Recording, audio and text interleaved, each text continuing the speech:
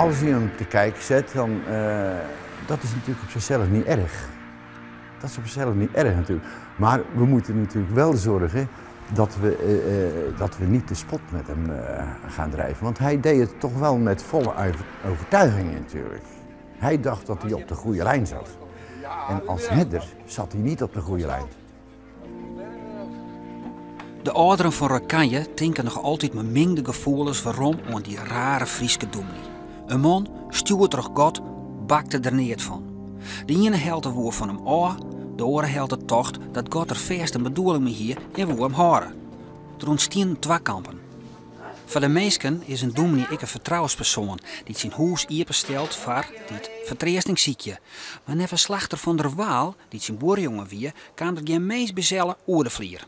Als die bijvoorbeeld als mijn oma die bakte dan oliebollen en dan moest ik er een paar wegbrengen. Want voor de buurman dan, en dan pakte die zand, maar de deur dan moest hij graag je vingers weghalen. Hij was heel erg op zijn eigen altijd. Hij wilde niemand in zijn huis hebben? Nee. Waarom niet? Ja, weet ik. De man leefde gewoon erg op zijn eigen. Arie Langedoen en Cor Noordermeer gingen bij Zelle op catechisatie. Hij beide huiden zitten in de tjerkerieën. Zijn levenswijze was eigenlijk onaanvaardbaar. Hij was natuurlijk alleen, hij was niet getrouwd. De pastorie verwaarloosde die, werd niet onderhouden. En ja, de manieren waren ook niet acceptabel, want hij hield zich niet aan afspraken. Dus ja, en hij had een vreemde levenswijze van, hij ging 's nachts in het donker ging hij in zijn korte broekje ging hij hardlopen. Dus als mensen iemand tegenkwamen in een kort broekje die hardloopt, daar schrokken ze van. Ja. Dat was heel vreemd. Wat hij dus vertegenwoordigde aan geloof, het was eerder nog een klein beetje behoudend bij wijze van spreken. En dat volle kerken bij wijze van spreken. Maar als je in een gemeente staat, dan is het niet alleen preken, maar is het ook hulp onderling bij wijze van spreken. En net wat Arie zei, afspraken. Je kon nooit, hij deed alles op zijn eigen houtje bij wijze van spreken. Nee, ja, maar mijn vader die wilde op laatst, die zegt ja, met zo'n dominee kunnen we niet langer samenwerken. En Arie's vader, ik denk dat mijn vader wel iets wat terughoudender was. Die praatte meer over, ja, maar het is toch een gezalfde des Heren. 2 kampen. Gewoon 2 kampen. Ja, het was 2 kampen en dan ging de hart aan toe hoor. Ja? Ik heb al meegemaakt dat ze zelfs na de kerkdienst met fietsen naar elkaar gooiden. Dat heb ik zelf gezien. En nou dan jong een theaterstuk. In de naaie tjerke oer haar een oud dominee. Korkin jammerlijk net. Arie weet nog net dat hij wel sil. Het er geen goed gevoel hoor. Aas van Marion, die dus het oude tjerkje zien lid, gaat zeker al. De hoofdrolspeler die hem dan nabood, laat ik zeggen, die is ook bij me geweest. Ja? Ja. En ook de burgemeester Bieke. Wilker. Wilker. Ja. Wilker. Ja, die zijn ook bij ons geweest, ja. Ja. Ik denk dat, hoe heet hij ook weer? Vriend Smink? Smink. Ja. Ja, dat hij zoveel goede inlichtingen heeft gehad, dat hij hem zuiver neerzet. Ja.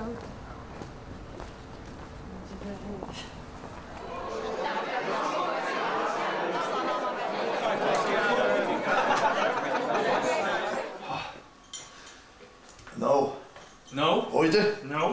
We hebben het in Hogeveen, hebben wij West? Nee, Enschede. Nee, Enschede? Wie dat Enschede? Ja. En toen kwamen we in een, en dat wisten we net, in een soort ziekenhuis. Nee, wat wie het? Psychiatrische inrichting, ja. Ik vind dit godslastering. Ja, precies. Ik verlaat nu ogenblikkelijk deze zaal. Ja. En dan roep ik voort. En even letter een peerke. Zo, in eer meneer. Ja. Rond zo vol langs. Ik denk, hoe heet wat is dit? Ik sloop meer rot. Ja, kijk. Het is een oors van sfeer, omdat het een soort lading mooi krijgt. Want hier is die man bij gaan. Hier is de kerkelijke net in slagen om een dominee te zieken. Doe dit een dominee nog hun had weer. Ze hebben maar hun brekkenmatten. Hij had hier ondertekening matten dat hij hier bij ging wonen en dat hij nooit weer een gemeente hebben zou.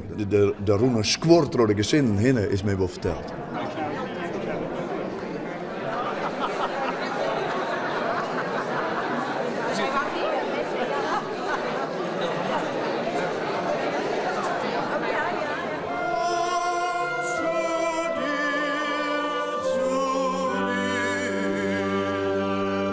Freek en Hoyte spelen Zelle zodat ze dat al 138 keer erin. Zelle, de man die met donderende stem zei waar het op stier. Satan zal triomferen. En hij eet. Zelle de waar mielrenner met opsloepende jongens en hoenen een hekel aan hin, omdat er haar een eten op eet. Zelle de fanatieke sporter die het Rokanje ljouwt even op een fiets die. En Zelle de vrek die het eenzaam sterren zoe om suikerziekte omdat er te deun en te eigen wies wie om naar de dokter te gaan en medicijn te nemen. Die het stoor mooi een miljoen goen op een bank.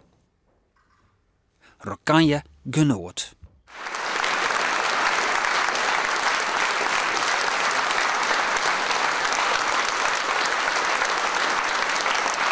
Ik vond hem nog zonderlinger dan dat ik al dacht. Als dat in beleving van Rokanje. Ja, maar is het tegengevallen of meegevallen? Want Ik vond zijn stem heel goed lijken. Zijn stem was bijzonder lijkend op Zelle. Dat echt waar, ja. Maar vanmiddag toen dacht hij van nou ik weet niet... Nee, nou ja goed, een beetje een negatief puntje zou ik zeggen. Die psalmpjes hadden het niet goed voor mij. Nee. Nou, ik vind het verschrikkelijk knap hoe hij hem neergezet heeft. Ja, echt. Ook de minne dingen en ook de goede dingen het hier wat naar voren laten komen. Ja, dat vond ik verschrikkelijk knap van hem. Ik kom in Kolm. Ken je Kolm hoor? Kolm zelf. Kolm en Boetenborst. Ja. Maar je bent hier? Nou, ja, ik ben in de bril. Oké, maar je kon zelf wel? Ja, zeker. Ja. Prachtig hoe die man spelen had. Ongeweldig, geweldig. Geweldig. Het gaat uithouden gewoon. Nou, ik ga nooit zo'n mooi stuk zien. Weer. Prachtig. Snoeien hebben Hoyte en Freek een punt achter het stik zet. Zelle is uitspelen. Het decor is juster naar het stad gaan.